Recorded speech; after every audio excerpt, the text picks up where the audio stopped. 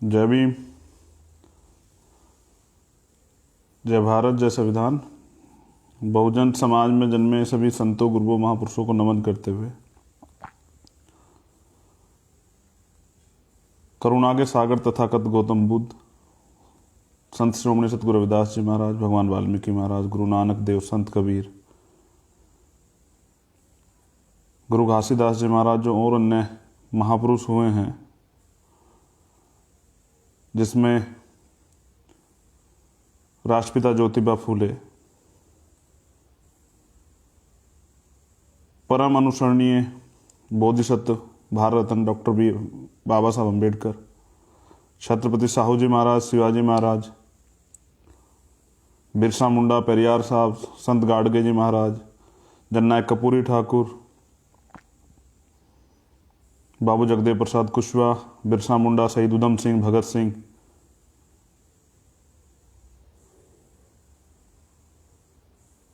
और तमाम जो महापुरुष हैं जिन्होंने परिवर्तन की लड़ाई लड़ी, आप सबको नमन करते हुए डॉक्टर APJ अब्दुल कलाम साहब, वीर अब्दुल हमीद साहब, माँ फातिमा शेख, माँ सावित्रीबाई फुले, माँ रमाबाई, और मेरे आदर्श, मेरे गुरु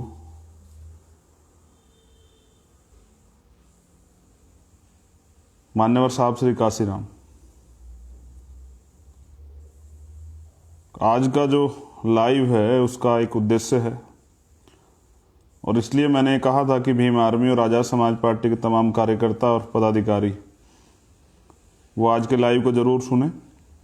समय की कमी कारण कुछ लोग नहीं सुन पाएंगे, वो बाद में जान लें। कुछ अहम जानकारियाँ जो है आज मैं आपको दूंगा। उससे पहले भीम आर्मी के सभी कार्यकर्ताओं को, आज़ाद समाज पार्टी के सभी कार्यकर्ताओं को मेरा बहुत बहुत धन्यवाद, आभार, क्योंकि आपके संघर्ष, आपके बलिदान, आपकी हिम्मत, आपके जुनून, आपकी मेहनत से आज भीम आर्मी देश और दुनिया में जो अपना नाम जो है वो अपनी मेहनत से कमा पाई है। इसके लिए मैं अकेला जिम्मेदार नहीं हूँ, आप सब लोग जिम्मेदार हैं। हमारी भीम आर्मी की राष्ट्रीय कमेटी के सभी साथी, सभी प्रदेश अध्यक्ष, सभी जिलों के अध्यक्ष, सभी प्रदेश की कमेटी, सभी कार्यकर्ता, आप सब लोग हमारे नेता हैं। आप सब लोगों की वजह से, आपकी मेहनत से, क्योंकि संगठन बहुत ताकतवर होता है, व्यक्ति ताकतवर नहीं होता है। जिस प्रकार विचारधारा से लोग जुड़ते हैं, विचारधारा बहुत ताकतवर होती है और विचारधारा जीवन को उद्देश्य देती है। उसी तरह संगठन भी बहुत ताकतवर होता है। 1 और 1 11 होते। तो आपने ये ताकत दी और आपने मेरे जैसे एक गरीब हेडमास्टर के बेटे को ये सम्मान दिया और ये पहचान दी, अपनी आवाज़ बनने का मौका दिया। इसके लिए मैं दिल की गहराइयों से आपका आभार प्रकट करता हूँ। 2-3 चीज़ें जो हैं मैं बिल्कुल दिल से आपसे बात करना चाहता हूँ। पहली बात तो ये कि एक प्राकृतिक नियम है कि जब भी किसी चीज़ की शुरुआत होती है तो सबसे पहले उसकी हंसी और उसकी मजाक बनती है। उस कड़ी में जब भीम आर्मी की शुरुआत हुई तो काफ़ी लंबा समय तक उसकी मजाक बनी, फिर उसका विरोध हुआ और फिर उसको स्वीकार्यता मिली, क्योंकि भीम आर्मी ने जो काम किया वो समाज के लिए एक बल का काम था, एक परिवर्तन का आंदोलन था, और वो परिवर्तन आपको देखने को भी मिला। जो व्यक्ति कभी एक नौजवान जो साथी हमारे हैं, वो एक कभी थाने एक सिपाही से बात करने से घबराता है, या SSP और DM से आंख में आंख मिला के बात करते हैं। ये ताकत दी है भीम आर्मी ने मुझे भी और आप सब लोगों को। उसके अलावा नौजवान जो मिशन में नहीं थे, उनको बाबा साहब का कैडर और मान्यवर काशीराम साहब का कैडर और बहुजन महापुरुषों का कैडर देके जो है उनको मिशन में आने का मौका मिला, अपनी ऊर्जा से काम करने का मौका मिला भीम आर्मी में, जिसके कारण भीम आर्मी बहुत कम समय में पूरे देश में और दुनिया में अपनी पहचान बना पाई। तो जैसा मैंने कहा कि विरोध होता और फिर स्वीकार्यता होती, तो भीम आर्मी ने अपनी स्वीकार्यता अपने दम पे बनाई, क्योंकि भीम आर्मी को चलाने वाले जो लोग हैं किसी MP MLA, किसी मिनिस्टर, मुख्यमंत्री, प्रधानमंत्री, राष्ट्रपति के बच्चे नहीं थे। वो आपके बीच से, आप ही के जैसे आपके बीच से ही बाहर निकल कर आए हुए, मजबूती से ये निर्णय लेके कि मुर्दा लोग मिशन नहीं चलाते और जिंदा लोग रुकने नहीं देते, इस सिद्धांत के साथ आगे बढ़ने वाले, अपने महापुरुषों के दिखाए रास्ते पे चलने वाले, उनके आदर्शों को अपने जीवन के आचरण में डालने वाले लोग, वो आप तमाम सब लोग जिनके कारण मैं हूँ और हम सब लोग हैं, भीम आर्मी है, आज़ाद समाज पार्टी। आप सबको कोटि कोटि धन्यवाद। एक और महत्वपूर्ण बात, जैसे मैंने अपने गुरुओं, संतों, महापुरुषों से बहुत कुछ सीखा है, ऐसे ही आप हम सब लोगों से कुछ ना कुछ सीखते हैं और मैं उसको देखता भी हूँ। बहुत सारे लोग उसको कॉपी भी करते हैं। मैंने देखा बड़े पैमाने पे मैं जाता हूँ, आप चश्मा भी लगाते हैं, आप मूछें भी रखते हैं, मूछों को ऐसे ताव भी देते हैं, मुझसे भी देने को कहते हैं, और नीला पटका भी पहनते हैं, जय भीम के नारे भी लगाते हैं, संघर्ष भी करते हैं। मगर मैं आपसे कुछ इससे ज़्यादा की उम्मीद करता हूँ। मैं आपसे उम्मीद करता हूँ कि आप हमारे आने वाले कल के नेता हैं। इस बात को और जस्टिफाई मैं करूँगा, लेकिन मैं चाहता हूँ कि वो समर्पण भी आपको देना पड़ेगा। मुझसे अगर आपने कुछ सीखा, मैंने अपने फादर से बहुत कुछ सीखा, अपने गुरुओं से बहुत कुछ सीखा, उनके जीवन संघर्ष से बहुत कुछ सीखा। लेकिन मेरे फादर ने मुझे एक बात कही थी, मेरे पिताजी ने, कि मुझ में जो अच्छाइयाँ हो मुझसे लेना, जो मुझ में बुराइयाँ हो मुझसे बिल्कुल मत लेना। मैं तुझ में अपने से कुछ ज़्यादा चाहता हूँ। तो मैं आप में, हमारे के कार्यकर्ता जो गांव की किसी गली में रहता है, जिसको मैं नहीं भी जानता हूँ या जिससे नहीं भी मिला हूँ, मैं आप में भी आने वाले कल का अपना समाज का जो है, बहुजन समाज का नेता देखता हूँ। और मैं चाहता हूँ कि आप भी मुझसे एक कदम आगे जाएं, इस मूवमेंट को आगे बढ़ाएं, इस मूवमेंट को आगे लेके जाएं। मेरी आपसे बहुत उम्मीदें हैं, इसलिए मैं चाहता हूँ कि आप मुझसे, मुझ में अगर जो बुराई आपको दिखती हो मुझसे ना लें, जो अच्छाई आपको दिखती है वो लें, और उस अच्छाई की पे ही कायम रहें। हर इंसान में कमियां होती है, मुझ में भी हो सकती हैं, लेकिन मैं चाहता हूं कि वो कमियां आप मुझसे ना लें, आप मुझसे जो आपको अच्छा लगता है वो लें, और जो और खूबियां जो है और लोगों में, उसको भी ग्रहण करें। तो जीवन में सीखने की कला नहीं छोड़नी चाहिए। मैं आज जिस ड्रेस में हूँ, ये एक विद्यार्थी की ड्रेस है, और विद्यार्थी हमेशा सीखता है। तो जीवन में आप किसी भी जगह पहुँच जाए, लेकिन सीखना बंद नहीं करना है, पढ़ना बंद नहीं करना, पढ़ना है खूब। क्योंकि बाबा साहब ने भी कहा कि मुझे मूर्तियों में ढूंढने की जरूरत नहीं है, मैं किताबों में हूँ। वो मूर्ति पूजा के घोर विरोधी थे, और ये उनके जीवन का अनुभव था। तो मैं अपने सभी साथियों से कहना चाहता हूँ, चाहे वो आज़ाद समाज पार्टी के या भीम आर्मी के हों, चाहे वो कार्यकर्ता पदाधिकारी, वीआईपी कल्चर आप अपने जीवन में ना लाएं। आप अपने कार्यकर्ताओं से बात करें, उनकी परेशानियों को सुने, उनके दुख दर्द में शरीक हों। मुझसे, मेरे साथ ये दिक्कत है कि मुझे सभी के साथ बातचीत करनी पड़ती है, मैं सब लोगों से बात नहीं कर पाता हूँ। और क्योंकि संघर्ष का दौर जारी है, तो ये अभी और बढ़ेगा। कोई भी कार्यकर्ता पदाधिकारी निराश ना हो कि हमारी बात नहीं हो पाती। एक समय वो भी आएगा कि मैं आपके गली मोहल्ले या घर में या गांव में या आपके विधानसभा ब्लॉक या जिले में जो है, आपके साथ ही सड़क पर जो है संघर्ष कर रहा हूँ या कैडर करवा रहा हूँ। तो एक आम आदमी और एक सैनिक में ये फ़र्क होता है। मैं कैडर में कहता हूँ कि एक सैनिक 2-2.5 साल की कठिन ट्रेनिंग से तैयार होता है, जो फिर नेतृत्व भी करता है। और एक आम आदमी का एक व्यक्ति विशेष जीवन होता है, वो अपने जीवन में सिर्फ अपने व्यक्ति विशेष जीवन तक ही आधारित रहता है। इसलिए कैडर बहुत ज़रूरी है। कैडर से आपको सीखने को मिलेगा, कैडर से आपके अंदर नेतृत्व आएगा, कैडर से आपके अंदर बहुत सारी चीज़ें डेवलप होंगी, आपकी पर्सनैलिटी डेवलप होंगी, आपके विचार डेवलप होंगे। क्योंकि तथागत बुद्ध ने भी कहा कि कोई भी विचार जो है वो अंतिम नहीं है, परिस्थिति के साथ विचार भी बदलते रहते हैं। मैंने आपसे एक बात कही थी कि मैं इसको दोबारा फिर जस्टिफाई करूंगा। वो बात ये है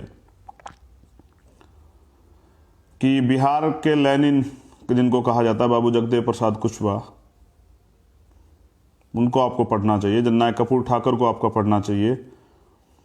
आपको पढ़ना चाहिए राम मनोहर लोहिया को, आपको पढ़ना चाहिए संत गाडगे जी महाराज को, आपको पढ़ना चाहिए माँ झलकारी बाई को, आपको पढ़ना चाहिए उदापासी को, आपको पढ़ना चाहिए बिरसा मुंडा को, आपको पढ़ना चाहिए पेरियार लल्लई यादव को, पेरियार नायक स्वामी जी को पढ़ना चाहिए आपको, रामानायकर स्वामी। तो जो बहुजन महापुरुष हैं उनको आपको पढ़ना चाहिए, सिर्फ उनका नाम नहीं जानना चाहिए, उनके विचार पढ़ने चाहिए, उनके जीवन संघर्ष पढ़ना चाहिए, तो आपको बहुत कुछ सीखने को मिलेगा। और आपका एक ही मजहब है जो मैं आपको हमेशा सिखाता हूं, इंसानियत सबसे बड़ा मजहब है। अब हम बात करेंगे 26 नवंबर। 26 नवंबर यानी कि कॉन्स्टिट्यूशन डे, संविधान दिवस। 26 नवंबर 1949 को संविधान तैयार हुआ। संविधान तैयार तो 121 दिनों में हो गया था, लेकिन उसके बाद बहुत सारी चीज़ें जिस पे लोगों की सहमति असहमति थी, और एक समय दिया गया, प्रोसीजर था, उसको पूरा करने में 2 साल 11 महीने 17 दिन लगे, 18 दिन। तो वो जो विषय है कॉन्स्टिट्यूशन जिस पे हम बात कर रहे हैं, आपको करना क्या है संविधान दिवस के दिन, उसके विषय में मैं आपको बताऊंगा। देखिए, मैंने पहले भी कहा था कि लोकतंत्र है भारत में, लेकिन जिस तरह से लोकतंत्र की धज्जा भारतीय जनता पार्टी की सरकार उड़ा रही है, और जिस तरह से लोकतंत्र के सभी स्तंभों पर इनका जो है घोषित कब्जा है, इमरजेंसी देश में लागू है, उसका बड़ा अच्छा उदाहरण मैं आपको दे देता हूं।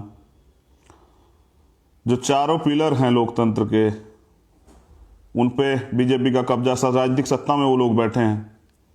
मीडिया पे उनका घोषित कब्जा, ये आप मीडिया के एंकरों द्वारा, मीडिया की न्यूज़ द्वारा देख सकते हैं। झूठी खबर ही चला देते हैं, उनको कोई मतलब नहीं है। अभी जिसमें अभी ताज़ी खबर है कि 3-4 दिन पहले कि भाई पाकिस्तान पर एक सर्जिकल स्ट्राइक कर दिए, ये कर दिया, वो कर दिया, बाद में आर्मी ने उसका खंडन कर दिया। तो उससे एक परसेप्शन बन जाता है कि सरकार क्या करे। तो सरकार के जो सरकार से सवाल है जनता का, उससे ध्यान हटाने के लिए बार बार ये किया जाता है। उसके बाद आती है न्यायपालिका। न्यायपालिका के कुछ फैसले आप देख लीजिए। मैंने कहा कि भाई कोरोना काल चल रहा है, हम लोग सब लोग कहते रहे, तमाम पार्टियों ने कहा कि अब इलेक्शन नहीं होने चाहिए, लेकिन बिहार के इलेक्शन कराए गए। माननीय सर्वोच्च न्यायालय का फैसला था कि भाई इलेक्शन को नहीं ड्रॉप कर सकते हैं, लोगों की जान से ज़्यादा जरूरी उनकी वोट है। तो ठीक है, वोट के अधिकार को हम भी समझते हैं। आपने मध्य प्रदेश के चुनाव कराए, पूरे जो उपचुनाव थे यूपी में, तमाम जहाँ बड़ी बड़ी रैलियाँ हुई, तब मीडिया ने एक भी दिन ये नहीं दिखाया कि कोरोना फैल रहा है, कोरोना कम हो रहा है। लेकिन जैसे इलेक्शन खत्म हुआ तो फिर कोरोना के आंकड़े आने लगे, क्योंकि अब किसान दिल्ली आ रहे हैं, और इनको ये भी पता है कि चंद्रशेखर किसानों के समर्थन में जरूर खड़ा होगा, क्योंकि वो तो कि किसान परिवार से आता, तो किसानों के दुख दर्द को जानता। मैंने कई बार ये कहा भी है, और मैंने एक बार पहले भी समर्थन किया था किसान आंदोलन का। तो सरकार को भय है कि लोग अपनी हक की आवाज़ उठाएंगे, और किसान आंदोलन एक बड़ा आंदोलन देश में हो सकता है जो तख्ता पलट कर सकता है। क्योंकि किसान सिर्फ किसान नहीं है, किसान का जो संबंध है वो मजदूर से भी है, वो व्यापारी से भी है, और किसानों के परिवार से आर्मी में भी लोग जाते हैं, उनके बच्चे पढ़ते भी हैं, देश सेवा में भी रहते हैं। तो आप समझिए किसान सिर्फ किसान नहीं, किसान इस देश की रीढ़ है। इसलिए सरकार को डर है, इसलिए जो है अब आंकड़े भी दिखाए जा रहे हैं, और ये भी बताया जा रहा है कि भाई आपको इतने लोगों को रहना है, मास्क पे 2000 रुपये का ये जुर्माना है, या यहाँ 1500 का जुर्माना है, 5000 का जुर्माना है। लेकिन सरकार कभी ये नहीं कहती कि भाई आपके घर कैसे चलेंगे, रोजगार तो आपको नहीं मिल रहा है कोरोना काल में, आप रोटी कैसे खाएंगे, आप इलाज कहाँ से कराएंगे। इस देश में लोकतंत्र सिर्फ संविधान जो है वो उसको उठा के रख दिया गया, अपनी मर्जी। राजतंत्र में भी ये भारतीय जनता पार्टी सरकार ये चला रही है। ऐसा पहले समय में जब कांग्रेस सत्ता में थी तो उन्होंने भी ऐसा किया है, कोई दूध का धुलावा नहीं है, जिस जिसकी सरकार आती है वैसा करता है। लेकिन सवाल ये एक्चुअल डेमोक्रेसी, वास्तविक लोकतंत्र वो है जिसमें प्रत्येक नागरिक को बराबर के अधिकार हो। मैंने सवाल किया कि जब न्यायपालिका है, जब पुलिस है, जब प्रशासन है, फिर रेप जैसी घटना पे आंदोलन करके एफआईआर क्यों लिखवाई जाती है? क्योंकि अपराधियों को संरक्षण देने के लिए सरकार बैठी है। जहां लोकतंत्र का निर्माण इसलिए हुआ था कि अंतिम व्यक्ति को भी मौका मिलेगा, वहां कुछ परिवारों का, कुछ लोगों का कब्जा जो है घोषित राजनीति पर हो गया। तो इस राजनीति के ट्रेंड को बदलने के लिए आजाद समाज पार्टी बनी। तो मैं बाबू जगदेव प्रसाद कुशवाहा की बात कर रहा था, मैं भूल गया, मैं आपके सामने उनकी बात रखता हूं। मैं इसलिए कर रहा था कि आप अपने महापुरुषों को पढ़ेंगे, उनके जीवन संघर्ष को, तो आपको पता लगेगा। बाबू जगदेव प्रसाद कुशवाहा, बिहार में इनको लेनिन कहा जाता है। जब मैंने उनके बारे में पढ़ना शुरू किया तो मैं लंबे समय तक पढ़ता रहा। उन्होंने एक नारा दिया, 100 में से 90 शोषित, 90 भाग हमारा है, और 90 पे 10 का शासन नहीं चलेगा, नहीं चलेगा। उन्होंने ये भी कहा कि पहली पीढ़ी गोली खाएगी, दूसरी पीढ़ी जेल जाएगी और तीसरी पीढ़ी राज करेगी। तो मैं जो नौजवानों से कह रहा था, हमारे साथियों से, कि आप हमारे आने वाले कल के नेता हैं। आपका संघर्ष जो आपको पहचान देगा, कोई शॉर्टकट नहीं है। तो आपको जो मैं सिखाता हूं, या जो हमारे महापुरुषों ने मुझे या हमें सबको दिया है, उन्होंने तो लिटरेचर में दिया, मुझे स्पेशल कुछ नहीं दिया। आप सबके सामने लिटरेचर है, आप सबके सामने किताब है। उनको पढ़ के अपने जीवन में आचरण को भी ले, उस आचरण को भी जो है, उन आदर्शों को भी अपने आत्मसात करें, उन आदर्शों पर भी चलें। जोड़ने की कला सीखें, तोड़ने की ना सीखें। अनुशासन बनाना सीखें, अपने नेता पर भरोसा करना सीखें। समय के साथ जो है अपनी लड़ाई को तेजी, और उसमें जो है कभी कभी ठहराव भी करना पड़ता है। ये सब चीज़ें करनी पड़ती हैं, तो तब जाके मूवमेंट चलती है। मूवमेंट बलिदान मांगती है। किसी ने भी किसी को फ्री में कुछ नहीं मिला है। जिसने भी लिया है, जैसे मैंने अभी कहा, और ये पंजाब से मैंने कहा था कि कोई किसी को राज ना दीजो, कोई किसी को ताज ना दीजो, जो लीजो निज बल लीजो। जिसके अंदर दम होगा वो ले लेगा, जिसके अंदर दम नहीं है वो नहीं ले सकता। तो कुर्बानियां देनी पड़ती है कुछ लेने के लिए। और इस गुलामी से आज़ादी चाहते हैं आप, जैसा मैंने कहा कि हमारी दुल्हन तो आज़ादी। अगर उस गुलामी से आप आज़ादी चाहते हैं सर, तो हमारे तमाम नेताओं को जो है कुर्बानियों के लिए तैयार रहना पड़ेगा। इसी कड़ी में अब आज़ाद समाज पार्टी के लिए मैं कहना चाहता हूं कि आज़ाद समाज पार्टी के लोग जब पार्टी बनाई तो लोग हंस रहे थे कि इनकी जमानतें जब्त हो जाएंगी, इनको 200 वोट मिलेंगे, इनको 400 वोट मिलेंगे, इनको 500 वोट मिलेंगे। लेकिन जब बिहार जैसे दूसरे राज्य में 8-8 हज़ार आज़ाद समाज पार्टी लेके आती है, तो लोगों को समझ आता है। और वो यूपी के अंदर एक ही सीट पे चुनाव लड़ती है, तीसरे स्थान पे पहुंच जाती है पहले चुनाव में, तो लोगों को समझ आता है कि नहीं, ये तो आगे बढ़ रहे हैं। तो मजाक के बाद जो दूसरी कड़ी होती है, विरोध की होती है। आज उत्तर प्रदेश के अंदर तमाम जगहों पे हमारे कार्यकर्ता, हमारे नेताओं पे मुकदमे लगाए जा रहे हैं झूठे। यानी कि हम दूसरी कड़ी में आ गए। हम, जैसे मान्यवर काशीराम साहब ये कहते थे कि अगर आप कुर्सी पे बैठने वाला समाज ना बन पाओ, तो कुर्सी जो है खींचने वाला समाज बन जाओ। तो इसलिए है, मुझे ऐसा लगता है कि वो दूसरी कड़ी में आप पहुंच चुके हैं, और फिर सफलता आपसे ज़्यादा दूर नहीं है। बहुत कम समय लगेगा आपको सफल होने में, क्योंकि आप, जैसे मैंने कहा कि गुरु से चेला एक कदम आगे होता। तो काशीराम साहब ने को 12 साल राष्ट्रीय पार्टी बनाने में लगे थे। आप, हम सब लोग उनके चेले हैं। हम प्रयास करेंगे कि उनको निराश ना करें। उन्होंने 12 साल लगाए थे, हम इसको 10 साल में या 8 साल में, 7 साल में राष्ट्रीय पार्टी बनाएंगे। मैं आपसे वादा करता हूँ, आप सब लोगों के सहयोग से। और ये मेरा वादा नहीं, ये पूरे हमारे तमाम नेताओं का वादा है। वो जीवन का वो क्षण नहीं होगा कि किसी भी वजह से सिद्धांतों समझौता हो जाए। वो कभी क्षण नहीं आएगा, क्योंकि मैंने सीखा ही नहीं। आपका भाई जो है वो टिकाऊ है, बिकाऊ नहीं है। हाँ, मुसीबत बहुत है, कठिनाइयाँ बहुत है। तो इसी कड़ी में मुकदमे और तमाम चीज़ें हो रहे हैं। तो मूवमेंट जो है वो घूमने फिरने के लिए नहीं होती। मूवमेंट तो संघर्ष बलिदान से तैयार होती है। तो मुकदमों से घबराने की जरूरत नहीं है। जो आज आप पे मुकदमा लगा रहे हैं, कल जब आप सत्ता में आ जाएंगे तो यही लोग आपको जो है चरण वंदन भी करेंगे। तो इनके झूठे मुकदमे, ये आपके सिर्फ अभी अब समय है ना, ये दूसरी कड़ी है। तीसरी कड़ी में आपकी स्वीकार्यता होगी, दूसरी कड़ी में आपको आपका विरोध जारी है। विरोध का सरकार के पास यही हथियार है कि झूठे मुकदमे लगा के जेल में डालो। मैं तो दिन रात तैयार रहता हूँ कपड़े पैक करके, कब सरकार जेल में जाने कहे। एक क्रांतिकारी के लिए जेल गहना होती है, मैं उससे नहीं डरता हूँ। मैंने कभी आपको सिखाया भी नहीं कि आप डरें। वहाँ भी इंसान ही रहते हैं। हमारे लोग कुछ ज़्यादा रहते हैं, क्योंकि न्यायपालिका से हमें कम न्याय मिलता है।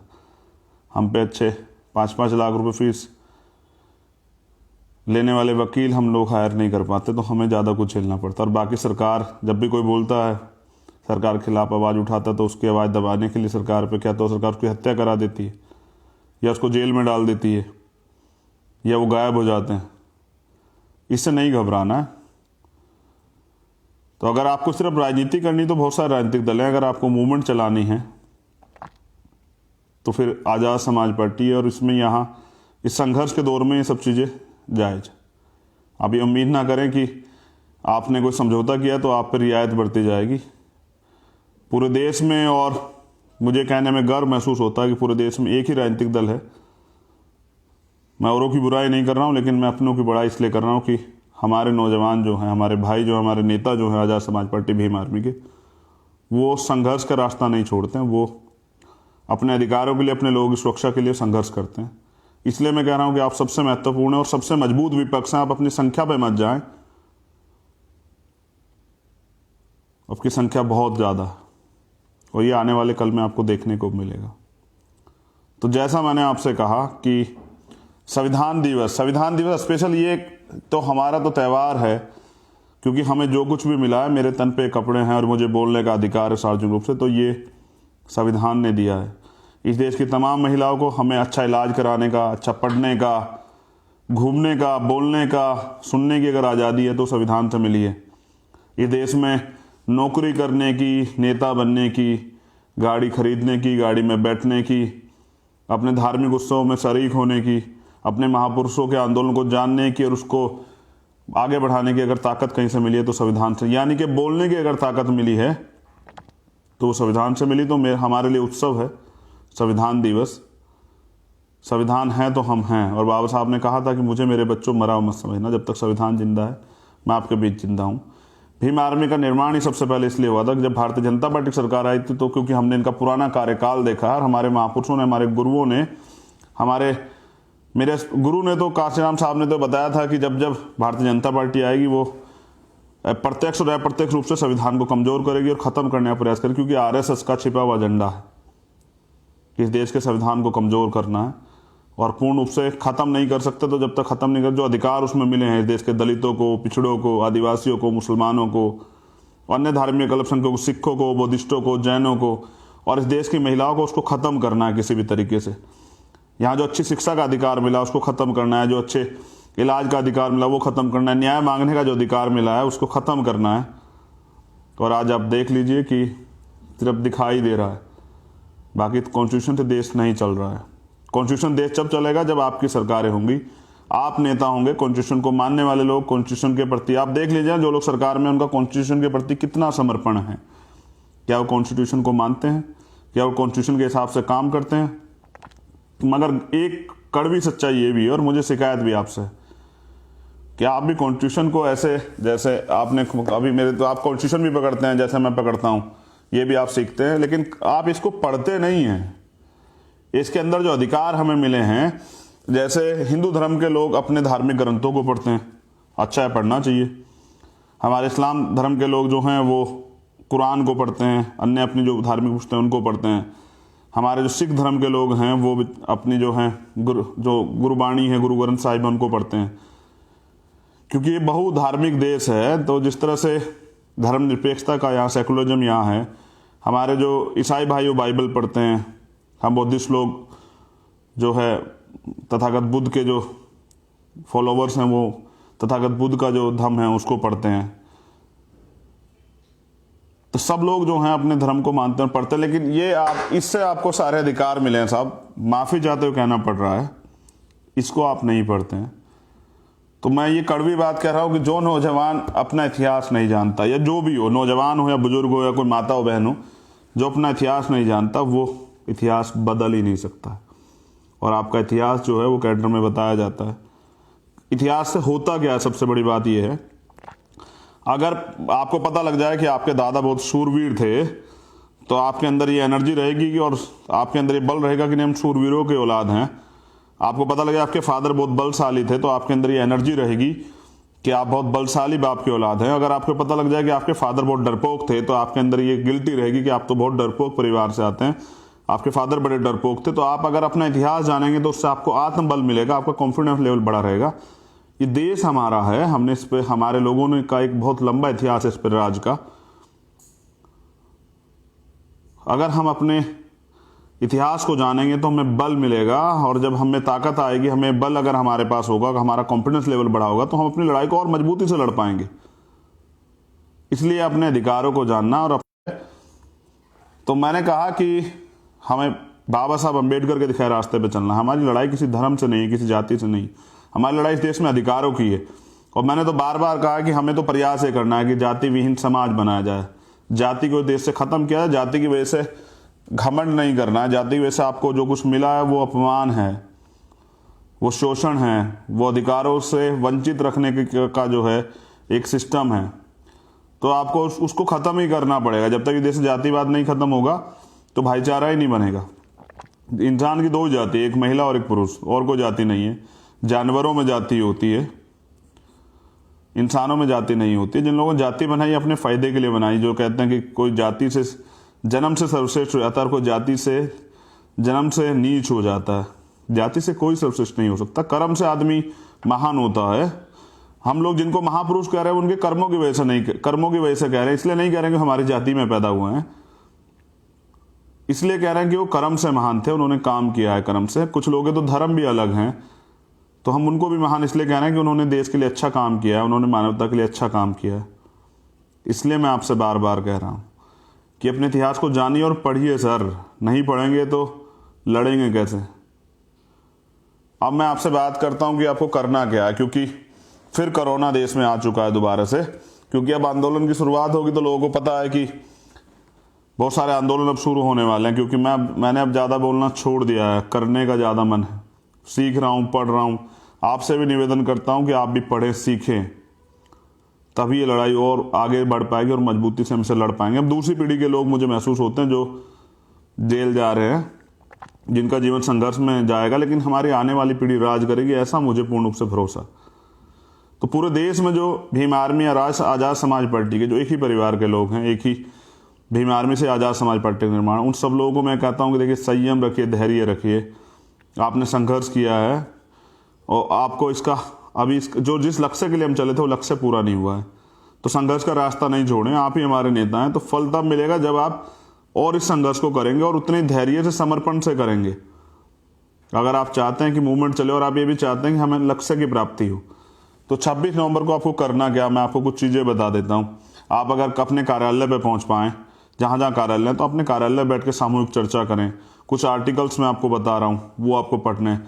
सबसे पहले क्या पढ़ना है, क्योंकि अभी देश में सबसे बड़ा खतरा ये हो रहा है कि देश के संविधान को की जो आत्मा है, उसका प्रिम्बल जो है, प्रस्तावना, उसको ख़त्म करने का प्रयास किया जा रहा है, जिसमें धर्मनिरपेक्षता एक वर्ड है, पंथ निरपेक्ष, बाद में धर्मनिरपेक्ष, जिसको सेकुलरिज्म जिसको हम लोग कहते हैं, उसको ख़त्म किया जा रहा है। मैं भी देख रहा हूँ, जैसे कहा जा रहा है कि इस देश को हिंदू राष्ट्र बनाना, ये तो बहुसंख्यक धर्म का देश है। चलिए हिंदू धर्म के लोग यहाँ रहते हैं, उनके मानने वाले लोग हैं, ठीक है, अच्छी बात है, लेकिन हमें तो किसी एलर्जी नहीं है। लेकिन यहाँ तो वो भी लोग हैं जो हिंदू धर्म को नहीं स्वीकार करते, दूसरे धर्म को मानते हैं, तो उनको आप कैसे थोप सकते हैं। तो सत्ता का जिस तरह से मिसयूज जो लोग कर रहे हैं, उसका खामियाजा जनता को, आम जनता को भुगतना पड़ रहा है। सबसे पहले ये करना है कि आप जहाँ भी इकट्ठे हों, चाहे आप कार्यालय जाएं या अपने घर पर रहें, किसी वजह से नहीं जा पाते हैं, एक तो फिजिकल डिस्टेंस मेंटेन करना है, सबसे ज़रूरी बात है। क्योंकि जिनका राज होता है उन पर कोई कानून नहीं लागू होता, आप ये देख सकते हैं। जिनका राज नहीं होता उन पर सारे नियम कानून लागू होते हैं। तो इसलिए आपको बहुत धैर्य से अपनी मूवमेंट को चलाना है। अगर आप अपने रास्ते में ज़्यादा कठिनाइयाँ पैदा कर लेंगे तो जाने उस रास्ते को, अपने लक्ष्य को पाने में उतना समय लगेगा। अब मैं ज़्यादा का प्रयास ये करूँगा, लाइव आके आपको ऑनलाइन ही ट्रेनिंग दिया करूँगा, कैडर यही मोस्टली प्रयास करूँगा कि यहीं कराऊँ, क्योंकि ज़्यादा आप लोगों के बीच नहीं आ सकता। क्योंकि मैंने तय कर लिया है कि 15 मार्च तक उत्तर प्रदेश के अंदर 403 की 403 विधानसभाओं पे बूथ कमेटी बनानी है। और ये करने के लिए मैं घर से बहुत जल्द निकलने वाला हूँ। गांव-गांव जाके, हर ज़िले में जाके, हर मंडल में जाके मैं ये खुद कैडर करके और वहाँ अच्छे नौजवानों को, क्षमतावान संघर्षशील नौजवानों को, जो भीम आर्मी और आज़ाद समाज पार्टी से जो नए लोग जुड़ रहे हैं, बहुजन समाज के सभी लोगों को इकट्ठा करके सामूहिक जिम्मेदारी और सबसे पहले संगठन, सारे आंदोलन सब करेंगे, ईवीएम से लेके सब, लेकिन तब करेंगे पहले संगठन निर्माण करेंगे। इस पर सारी चीज़ें मैं आपके बीच ही आके करूँगा वहीं। तो ये बहुत सारी चीज़ें मैं आपको सिखाऊंगा, जब सीखेंगे तभी तो कर पाएंगे ना आप। कल आपके बाद भी एक पीढ़ी आएगी जो संघर्ष करेगी, आप क्या सिखाएंगे उसको, तो इसलिए आपको सीखना पड़ेगा। तो सबसे पहले करना क्या है, मुद्दे पे आ जाता हूँ। आप पेन कॉपी आपके पास हो तो नोट कर लें या फिर याद रख लें, लाइव आपके पास रहेगा। सबसे पहले भारतीय संविधान का प्रिम्बल पढ़ना है, और उस प्रिम्बल को पढ़ना नहीं है, संकल्प लेना है कि हमें भारतीय संविधान की सुरक्षा करनी है। और जो प्रिम्बल में हमारे लिखा गया है कि हम भारत के लोग, we the people of India, तो ये देश जो है भारत है, हिंदुस्तान नहीं है। भारत दैट इज इंडिया, ये कहा भी गया है कि इंडिया जो है वो भारत है। तो आपको ये ध्यान रखना है कि देश का नाम क्या है, और उस नाम के साथ जो है ये पूरा प्रेम्बल जो आखिरी में ख़त्म होता है, जिसमें हम लोग ये इस बंधुता को बढ़ाने की बात करते हैं कि बंधुता बढ़ाने के लिए हम लोग जो दृढ़ संकल्प करते हैं। तो इसलिए मैं कह रहा हूँ पूरा प्रेम्बल पढ़ना है, सिर्फ पढ़ना नहीं है, इसको आत्मसात करना और इसी पे चलना है। इस संविधान की सुरक्षा करनी है, बाबा साहब को जिंदा रखना है, अपने आंदोलन को मरने नहीं देना है सर, अपने आंदोलन को जिंदा रखना है। आप हम तमाम लोग जो हैं, जो भीम आर्मी का आजाद समझता, आप मेरे तमाम, आप सभी लोग मेरे नेता हैं। मैं आपको नेता स्वीकार करता हूं क्योंकि आप लोग बहुत काम करते हैं। इसलिए मैं आपसे कह रहा हूं कि सिर्फ पढ़ना नहीं है, काम करना है। मैं प्रयास करूंगा कि हजारों नेता इस समाज में, मैंने ये फैक्ट्री अब लग चुकी है हमारी भीम आर्मी, यहाँ से नेता तैयार हो रहे हैं, हर जिले में नेता तैयार हो चुका है लगभग। यहाँ से हजारों नेता हम लोग तैयार करेंगे, मूवमेंट को जिंदा रखेंगे। व्यक्ति बिक सकता, विचार नहीं बिकते, और विचार जो हैं वो मेरे नहीं है, वो महापुरुषों के हैं।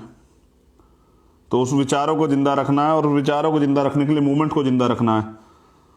जैसे मैं आपसे जो बात कह रहा हूँ, पहले प्रेम्बल पढ़ना है, मैं आखिरी में भी कुछ बातें आपसे करूँगा, फिर कुछ आर्टिकल बता रहा हूँ, नोट कर लीजिए या फिर बाद में लाइव से नोट कर लीजिएगा।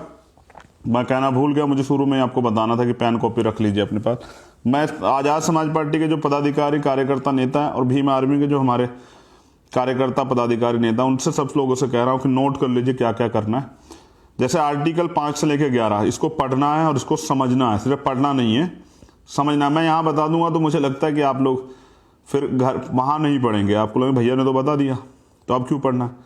ऐसा नहीं करना। आर्टिकल 5 से लेकर 11, जब मैं कैडर में आऊँगा तो मैं आपसे पूछूंगा, ये मैं इसलिए आपको बता रहा हूँ कि पूछूंगा कि जो मैंने आपसे कहा था कि भाई ये आर्टिकल पढ़ने कितने लोगों ने पढ़े, और मुझे पता लगेगा कितने लोग मेरी बात को मानते हैं या फिर दिखावा करते हैं, खोखलापन में मुझे जो है जिंदा रखे हुए हैं। मैं सोच रहा हूँ कि हमारी फोर्स तैयार हो रही है बहुजन मूवमेंट को जिंदा रखने के लिए, आगे बढ़ाने के लिए, इस देश में राज के लिए, या फिर मैं सिर्फ जो है ये देख पा रहा हूँ कि मुझसे दिखावटी बातें मुझसे हो रही है, मुझसे एक सपना दिखाया जा रहा है कि नहीं भैया हम लड़ रहे हैं, हम संघर्ष कर रहे हैं, आपकी बात को मानते हैं, हम आपके दिखाए रास्ते पे चलते हैं। तो आर्टिकल 5 से लेकर 11 पढ़ने क्या है, कुछ है वो आपको पता लग जाएगा। मैं जानने का प्रयास करूंगा जब आऊँगा, किसी से भी पूछ सकता हूँ।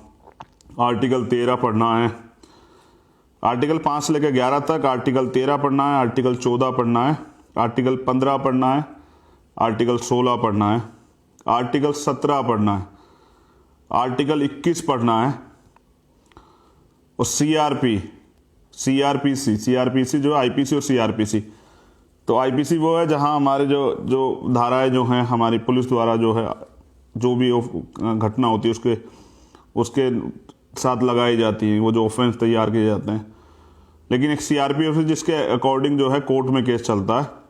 तो सीआरपीसी की जो धारा 156 उसका जो थर्ड पार्ट है वो जरूर पढ़ना है, वो बहुत जरूरी है भीम आर्मी आजाद समाज पार्टी के लोग। ये मैं सभी से पूछने वाला हूं जब मैं आऊंगा। और फिर आर्टिकल 311 पढ़ना है, ये सभी पढ़ने हैं। मैं दोबारा एक बार दोहरा देता हूं, आर्टिकल 5 से लेकर 11 कॉन्स्टिट्यूशन का, आर्टिकल 13, 14, 15, 16, 17, 21 सीआरपीसी का जो ऑफेंस 156 का जो थर्ड है वो पढ़ना है आपको, 311 पढ़ना है। और सबसे महत्वपूर्ण जो बहुजन समाज के लोग हमसे जुड़े हैं, जिसमें बैकवर्ड के बहुत सारे जाते हैं, आर्टिकल 340 पढ़ना है, 341 पढ़ना, 342 पढ़ना, 338 से और 342, ये पांचों आर्टिकल पढ़े, 38, 338, 39, 40 और 41 और 42, ये पांचों पढ़ने।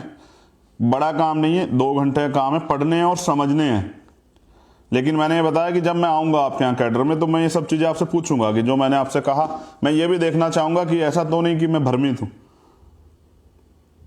कि जितनी मेहनत और ईमानदार से हम लोग काम कर रहे हैं, जो हमारे कल के नेता तैयार हो रहे हैं, वो कितना सीरियसली हमारी बातों को लेते हैं। ये मैं आपसे निवेदन कर रहा हूं कि इन आर्टिकल को आप जरूर पढ़ें, और मैं कैडर में आपसे पूछूंगा।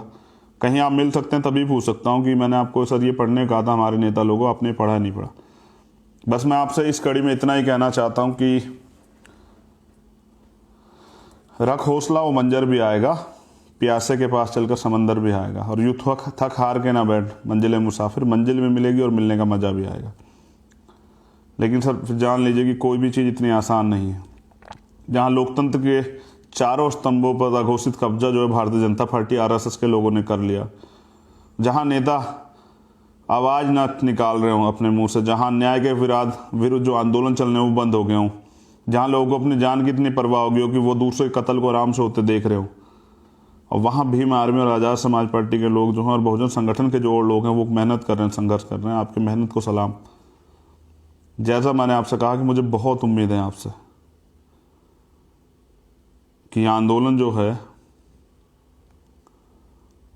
इस दुनिया में दोबारा से, दुनिया में नहीं भारत की बात सबसे पहले करें, भारत में दोबारा से बहुजन आंदोलन को मजबूत करेगा और बहुजन महापुरुषों को जो त्याग बलिदान संघर्ष हैं उनको भूलने नहीं देगा, उनको जो है उनके सपनों को साकार करेगा। बाबा साहब के 4 बच्चों कुर्बानी को मत भूलिए, गुरु गोविंद सिंह जी के 4 बच्चों कुर्बानी को मत भूलिए। चारों शहजादे जो थे हमारे और जो महापुरुष हुए हैं, राष्ट्रपिता ज्योतिबा फूले को पढ़िए, उनकी कुर्बानियों को मत भूलिए। एहसान है इस समाज पे, दलित समाज पे, अछूत समाज पे उनका बहुत बड़ा। मैं देश के पूरे सैनी समाज का धन्यवाद अदा करता हूँ। मैं धन्यवाद अदा करता हूँ क्योंकि जिन्होंने इतिहास पढ़ा वो जानते हैं, जो छत्रपति शिवाजी महाराज, साहू जी महाराज जो कुर्मी गोत्र से हैं, जिनके फिर वंशज पटेल और गुर्जर जो तमाम, मैं उनका भी बहुत बहुत धन्यवाद करता हूँ, गुर्जर समाज का, पटेल समाज का, कुर्मी समाज का, कि एक बड़ा काम उन्होंने किया था। आरक्षण को सबसे पहले उन्होंने लागू किया। मैं धन्यवाद करता हूँ महाराजा गायकवाड़, और उनको महाराजा गायकवाड़ को ये खबर कहाँ से आई कि बाबा साहब अम्बेडकर कहीं पर जो है पढ़ रहे हैं, कोई ऐसा ब्लिंड बच्चा है जिसको स्कॉलरशिप की जरूरत है, उनको बताने वाले राजा महेंद्र प्रताप जो जाट कम्युनिटी से आते हैं, उनका भी धन्यवाद करता हूँ। मैं धन्यवाद करता हूँ बहुजन समाज के सभी वर्गों का। मैं धन्यवाद करता हूँ सैन समाज का, जहाँ जननायक कपूरी ठाकुर जैसे नेता हमें मिले। मैं धन्यवाद करता हूँ कुशवाहा समाज का, जहाँ बाबू जगदेव प्रसाद कुशवाहा हमें मिले। मैं धन्यवाद करता हूँ यादव समाज का, जहाँ प्यारेलाल यादव हमको मिले। मैं धन्यवाद करता हूँ पासवान समाज का, जो हमारा समाज है, जिस उदादेव पासी, बिजली पासी जैसे नेता हमें दिए। मैं आदिवासी समाज का धन्यवाद करता हूँ, बिरसा मुंडा दिए हमें। धोबी समाज जिसको कहते हैं, संत गाड़गे जी महाराज। तो पैरा हमारे जो हैं पेरियार रामा नायकर स्वामी का मैं धन्यवाद करता हूँ, उनके समाज का मैं धन्यवाद करता हूँ।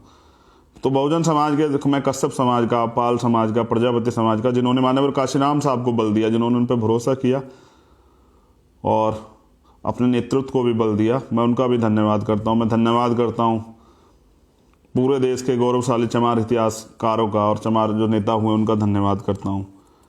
ये जाति हमने नहीं बनाई। मैं धन्यवाद करता हूँ भगवान वाल्मीकि महाराज का, उनका आशीर्वाद हम सब लोगों को बना रहे। उन्होंने हमें कलम पकड़ाया था सर, झाड़ू नहीं पकड़ाई थी। ये समझना पड़ेगा कि छल हुआ है कहीं ना कहीं। आप देखिए हमेशा उनके हाथ में कलम मिलेगी। मैं संत श्री गुरु रविदास जी महाराज का धन्यवाद करता हूँ। मैं हर उस धानुक समाज के अपने जो नेता हैं, उनका जो भीम आर्मी में काम कर, उनका धन्यवाद करता हूँ। मैं सभी अपने जो हैं बहुजन समाज की जितनी जातियाँ हैं, उनके जो तमाम नेता हैं, उनका धन्यवाद अदा करता हूँ। इसलिए करता हूँ कि आप जब इतिहास खंगालेंगे तो आपको पता लगे कहीं ना कहीं हर एक समाज ने अन्याय अत्याचार खिलाफ संघर्ष किया है, क्योंकि यहाँ लड़ाई हिंदू मुसलमान की थी नहीं ना। आप जब इतिहास पढ़ेंगे तब आपको पता लगेगा कि यहाँ वर्ण व्यवस्था थी। आज भी वर्ण व्यवस्था की इस आधारशिला को, इस भेदभाव को कौन जो है दोबारा से लागू करना चाहता है, कौन इस विचारधारा को चला रहा है, कौन अन्याय अत्याचार खिलाफ इस विचारधारा को, मानवता की विचारधारा को चला रहा है, ये आपको देखना पड़ेगा, ये आपको सोचना पड़ेगा। इसलिए मैं आपसे कह रहा हूँ, शासक बदलते रहते हैं, उनके चेहरे बदलते हैं, विचारधारा का बड़ा खेल है कि विचारधारा को कौन चला रहा है। पहले जिसे कांग्रेस ने बल दिया, वो विचारधारा जिसको हम वर्ण व्यवस्था की विचारधारा जो कह सकते हैं, ब्राह्मणवादी विचारधारा जो कह सकते हैं। ब्राह्मण समाज में भी अच्छे लोग हुए हैं।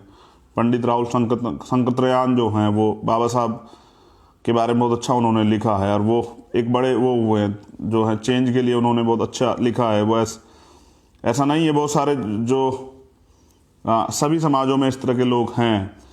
तो मैंने कहा आपसे, जो मैं आपसे बता रहा था कि इस व्यवस्था को आज आरएसएस और बीजेपी चला रही है। उसी तरह से जो मूवमेंट थी पहले काफी लंबे समय तक बहुजन समाज पार्टी ने चला, जब माननीय काशीराम साहब थे। उससे पहले बाबा साहब जब थे तो आरपीआई ने चलाया, जब बाबा साहब नहीं रहे तो आरपीआई ने छोड़ दिया, जब माननीय काशीराम साहब चले गए तो बहुजन समाज पार्टी ने छोड़ दिया। तो विचारधारा कौन चला रहा है, ये बहुत महत्वपूर्ण है। आज भीम आर्मी और आजाद समाज पार्टी उस विचारधारा को चला रही है, जो बहुजन विचारधारा। एक तरफ देश को तोड़ने वाली आरएसएस की वर्ण व्यवस्था को लागू करने वाली, सामाजिक गैर बराबरी और आर्थिक गैर बराबरी को जिंदा रखने वाली, पूंजीपति सामंतवाद को जिंदा रखने वाली विचारधारा आरएसएस बीजेपी, और दूसरी तरफ जो है बहुजन महापुरुषों की विचारधारा, सबको जोड़ने के लिए, मानवता, बंधुत्व, भाईचारा को जो है आगे बढ़ाने के लिए, संविधान को मानने वाली जो दूसरी विचारधारा है वो आज़ाद समाज पार्टी की विचारधारा है। तो यहाँ दो विचारधाराओं की लड़ाई, इसलिए आपको सब कुछ झेलना पड़ेगा। आप अगर आप सोचते हैं बिना संघर्ष के कुछ मिल जाएगा तो ऐसा नहीं होगा,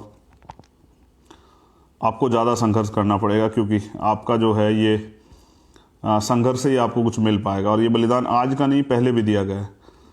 तो मैं फिर आपको एक बार दोहरा देता हूँ कि सब आप मुझसे सीखते हैं, हमारे नेता तमाम, जो एक कार्यकर्ता गली में भी रहता वो भी मेरा नेता। मैं उससे कहना चाहता हूँ कि आप आने वाले कल के समाज के नेता, आप देखिए कि समाज को आप क्या दे रहे हैं।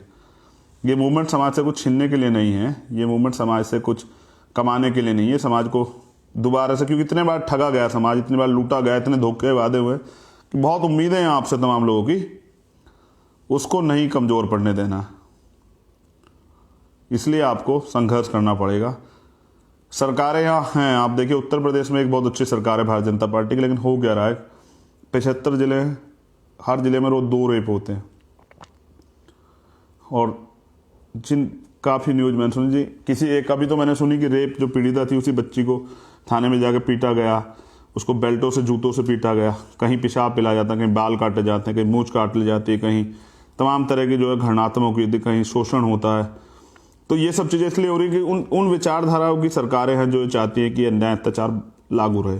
आपकी सरकार होती उत्तर प्रदेश में तो आप समझती है कि अगर आज़ाद समाज पार्टी सरकार होगी तो क्या आपको इस तरह से जो है आपके साथ अन्याय जुल्म अत्याचार होगा क्या?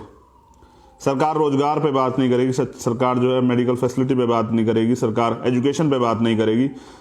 तो ये सरकार जो है ये इनके पास एक ही हथियार है, वो धर्म और राष्ट्रवाद, उसको जिंदा रखना चाहती है। लेकिन इस धर्म और राष्ट्रवाद से आपका भला नहीं होगा। धर्म तो अफीम है। मैं तो कहता हूं आर्टिकल 25-26 भी आप जरूर पढ़ें। धार्मिक स्वतंत्रता है, कोई किसी धर्म को माने, लेकिन यहाँ क्या है कि कुछ लोगों ने बौद्ध धर्म ग्रहण किया, उनके खिलाफ भी मुकदमा हो जाता है। यहाँ झूठे जो है तथाकथित लव जिहाद और तमाम तरह की बातें होती है, क्योंकि ये नहीं देखते कि यहाँ किसी भी जाति धर्म में तो महिलाओं को तो हाँ अधिकार थे ही नहीं, लेकिन आज भी क्या है, दहेज के कारण लोगों को, महिलाओं को जला दिया जाता है, उन्हें घर से निकाल दिया जाता है, उनको उनकी हत्याएं कर दी जाती है। वहाँ ये लव जिहाद और तमाम चीज़ें जो हैं वो कुछ नहीं है। यहाँ तो इतना जो है यहाँ ऑनर किलिंग होती है दलित समाज का, क्योंकि लोग समझदार नहीं है, जानते नहीं है, लोगों को अपना इतिहास नहीं पता है। तो यहाँ गैर बराबरी की भावना बनी हुई है। तो यहाँ दलित समाज का अगर व्यक्ति जो है वो किसी स्वर्ण महिला के साथ उनका अगर प्यार हो जाता है या उनका कोई आपस में जो है रिश्ता होता है, तो यहाँ हत्याएं होती हैं सरेआम, यहाँ थानों में हत्याएं होती है। उसका बड़ा उदाहरण अभी बिहार है, विक्रम जो है वहाँ का वो एक बड़ा उदाहरण है, विक्रम संतोष जो है वो, ये सारा यही मामला था। कई मामले आपने सुने होंगे ऑनर किलिंग के। तो जहाँ इस देश में आज भी इतनी गैर बराबरी, वहाँ ये सब चीज़ें, ये बीजेपी के एजेंडे हैं जिसमें क्या लोग फंस जाते हैं। उन एजेंडों में नहीं फंसना है, अपना रास्ता, अपना गोल रखना है। हमारा गोल इस देश में यही है कि अब हमें इस देश में सत्ता चाहिए। राज सत्ता जो है, जिनका राज होता है उनका धर्म भी जिंदा रहता है। तो हमें इस देश में अब सत्ता में भागीदार चाहिए और अपने अधिकार चाहिए। कब तक हम यहाँ मांगने वाला समाज बना रहेंगे? हमें इस देश में देने वाला समाज बनना है। इस देश में हमें शासक वर्ग के लोग, हमें शासक बनना है इस देश में। तो उस पर काम करना है। जिसका समाज शासक होता है उनको रोजगार के लिए किसी के आगे थोड़ा ही हाथ फैलाना पड़ता है। फिर वो जब वो रोजगार करता है, किसी का मेहनत मजदूरी फिर पैसे लेने जाता है, उसकी हत्याएं थोड़ा ही होती हैं साहब। उसको तेजाब जला के थोड़ा ही मारा जाता है, उसको जिंदा थोड़ा जलाया जाता है। तो आपको अब राज के लिए लड़ना पड़ेगा, आपको राज के लिए संघर्ष करना पड़ेगा। उसके लिए धैर्य बहुत जरूरी है, संयम बहुत जरूरी है। आप देखिए कि हम लोग कैडर में इस बात का जिक्र करते हैं, लेकिन मैं एक बात आपसे कह रहा हूँ, 1985 में कांग्रेस बनी और 1947 में उनका राज आया। लगभग 57-58 साल उन्होंने जो है संघर्ष किया, धैर्य बना के रखा। कि आपके अंदर इतना धैर्य है कि आप 5-7 साल जो है आराम से अपनी मूवमेंट को चलाएं। और अगर आप चाहते हैं कि आप ये कहते हैं हमने बहुत काम कर दिया और हमको कुछ मिलना चाहिए, तो आप समझिए कि क्या ले लेंगे आप। दूसरे दलों में जाके आप विधायक और एमपी बन जाएंगे, मिनिस्टर बन जाएंगे, पैसे कमा लेंगे। क्या अपने महापुरुषों का आंदोलन वहाँ चला पाएंगे? क्या ईमानदार से अपनी बात वहाँ रख पाएंगे? क्या अपने लोगों के ऊपर हो रहे शोषण पे आप बोल पाएंगे? विचारधारा की लड़ाई को आगे बढ़ा पाएंगे? इसलिए मान्यवर काशीराम साहब ने चमचा युग लिखी, और चमचों किस तरह प्रयोग होता है ये भी लिखा। तो अभी लोग नहीं जानते हैं।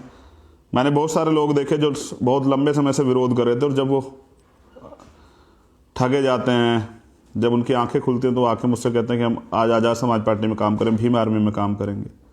तो मैं उनसे कहता हूँ ये तो आप ही का घर है बहुजन समाज का, ये आप ही की पार्टी है, आप ही इसके नेता हैं, कीजिए काम, स्वागत है आपका। तो मैं धन्यवाद अदा करता हूँ सभी का, मुझे सुनने के लिए बहुत धन्यवाद। याद रखिए आपको जो मैंने बताया कि 26 नवंबर को क्या करना है, त्यौहार की तरह मनाना है।